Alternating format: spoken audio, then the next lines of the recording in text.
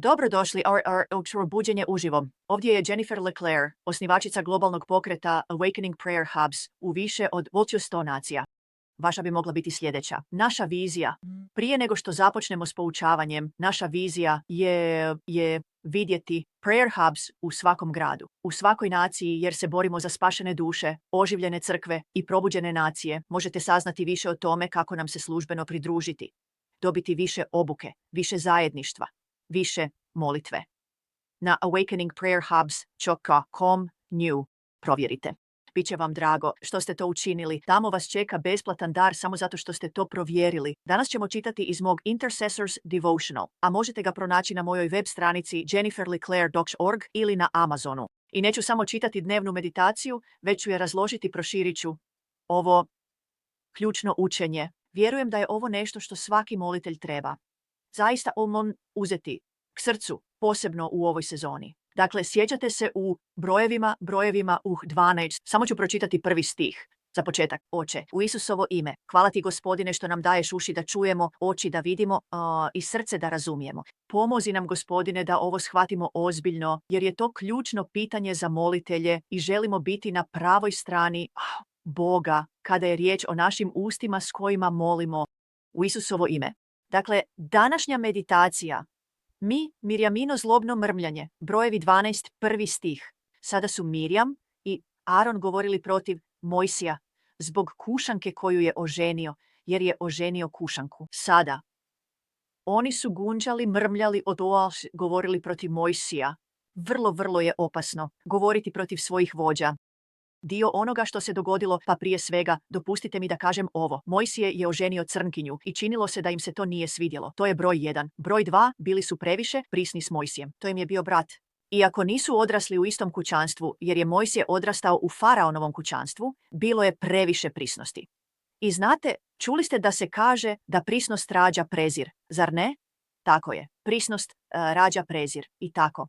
Postoji određena prisnost koju trebamo imati jedni s drugima kao Božja obitelj, zar ne? Ali moramo biti vrlo pažljivi da povučemo crte, da postavimo granice, da kada je netko u poziciji vođe, čak i ako smo vrlo bliski s njima, u drugim područjima, kada stoje u toj ulozi kao vođa, trebamo poštovati to pomazanje, taj plašt, tu vlast. A Aron i Mojsije to nisu mogli učiniti. Dakle, broj 1, nisu voljeli njegov izbor nevjeste. Činilo se da je tu bilo malo rasizma. I broj 2, bili su previše prisni s njim, nisu poštovali njegovu vlast. Mislili su da mogu, pretpostavljam, proći s tim jer im je to bio brat, a to jednostavno nije način na koji kraljevstvo funkcionira. Sada znamo da je Aron bio veliki svećenik, služio je kao Mojsijev prorok, glasnogovornik za Božjeg čovjeka, jer je Mojsije i u svojoj ranoj službi bio pomalo uznemiren pristupom faraonu. I znamo da je i Mirjam sama bila proročica. Pa, zaronimo u to i ja ću ovo razjasniti iz svog devocionala za zagovornike. Mirjam je bila proročica, ali nije uvijek koristila svoja usta da prorokuje pjesmu Gospodnju. Ne, koristila je svoja pomazana usta da mrmlja Aronu o svom mlađem bratu Mojsiju. Sada, Mirjam je možda osjećala kao, pa znate, on je moj mlađi brat, zar ne? Ja sam starija, ja sam proročica. Ja sam ovo kad god iz vaših usta izlazi to je znak ponosa. Dakle, Mirjam je ovdje, znate, vjerojatno bila u nekoj mjeri ponosna. Uzvisila se iznad čovjeka Božjeg. Rekla je, ja sam proročica, ti si prorok, zašto si ti bolji od mene? Dakle, očito je da je u nekom trenutku Aron bio uvučen u ovo. I ovo je velika lekcija za zagovornike. Lako je biti uvučen u tračeve, lako je biti povučen u mrmljanje, lako je postati žrtva duha prigovaranja. I vjerujem da je ona bila ta koja ga je u to uvukla, jer je ona bila ta koja je pretrpjela veliku kaznu. Aron nije završio s gubom, Mirjam jest. Ona je bila poticateljica i zato ne želimo biti osoba u našoj molitvenoj grupi koja potiče pobunu protiv vođe. Rekao sam da ne želimo biti osoba u našoj molitvenoj grupi koja kritizira onoga koga je Bog postavio da vodi molitveni sastanak. Jer Bog vas neće udariti gubom, ali vjerujem da postoji duhovna guba i neprijatelj može vidjeti da ste okaljani, da ste počinili grijeh i da ste izvan kraljevskog reda i vjerujem da vas to otvara za napad. Zaista vjerujem. Ne kažem da će Bog donijeti osudu na vas ili propast i tugu. Bog vas voli, ali mi smo ti koji otvaramo vrata za napad neprijatelja. Dakle, pogledajte ovo. Očigledno Aron se pridružio, ali Bog je na kraju držao Mirjam odgovornom. To mi govori da je vjerojatno ona bila ta koja je to pokrenula ili koja nije htjela pustiti. Čak i ako je Aron dao komentar, a Mirjam, znate, čak i ako je Aron to započeo, Mirjam se uhvatila za to. Kao bijelo na rižu i jednostavno nije puštala, samo je nastavila miješati lonac. Možda je Aron dao blagi komentar nezadovoljstva, a i možda ne znamo.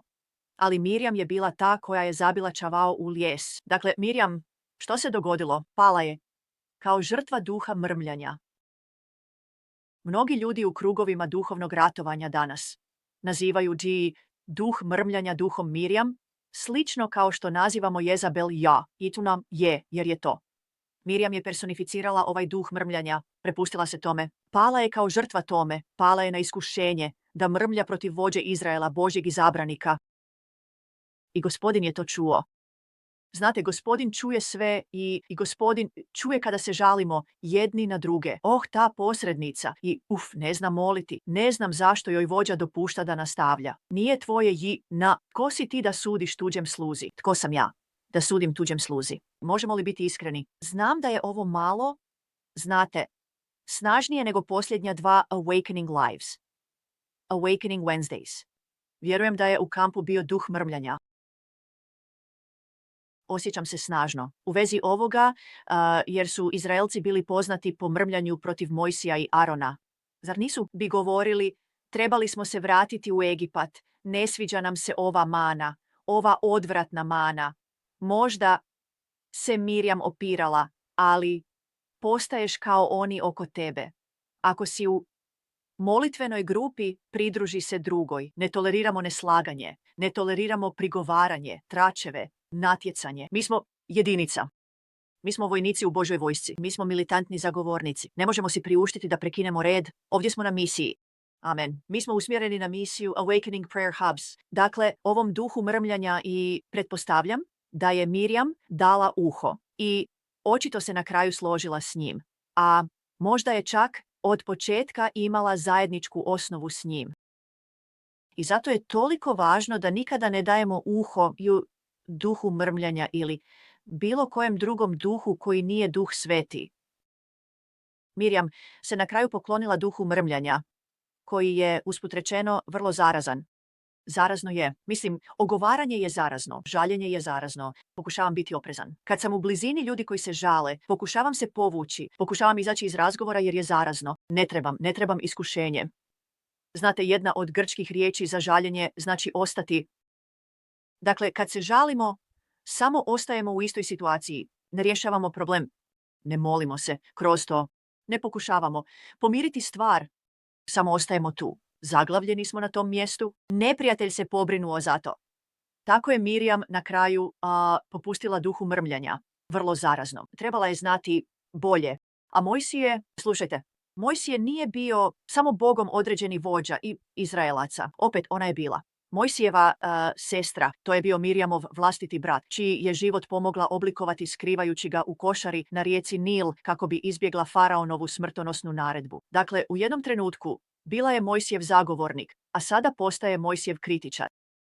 Kako se to tako okreće? Kako mi tako preokrenemo priču? Jer ljudi koji su vam vrlo bliski, vidimo to u molitvenom pokretu, ne u našem molitvenom pokretu, mi to ne toleriramo. Ali kad se jedan dan molite zajedno, sljedeći dan se žalite jedni na druge. Kako to može biti tako? Jer postoji đavao i on mrzi molitvu. I on mrzi je. Mrzi molitvu i želi zatrovati vaš molitveni život. Dakle, evo u čemu je stvar. Mirjam je znala da je Bog providonosno spasio Mojsija i podigao ga. A sada se ona žali protiv njega, onoga koji je oslobodio narod od faraona, od ropstva faraonu. To je kao da grizeš ruku koja te hrani. Zar ne? Nema smisla. Dakle, kada i stvari ne... Da, uvijek to kažem. kada stvari nemaju prirodnog smisla, obično je negdje u igri zli duh. Rečeno je da je naše mrmljanje đavolja glazba. Đavao voli kada mrmljamo jer nas to otvara za napad. Doista, dopuštanje da mrmljanje preuzme vaš jezik je opasan grijeh. Vidimo to u Jakovu 5.9. Jakov, koji je nazvan apostolom praktične vjere, upozorava nas: ne mrmljajte jedni protiv drugih, braćo i sestre također, da ne budete osuđeni. Evo, sudac stoji pred vratima. Što ćeš učiniti s tim?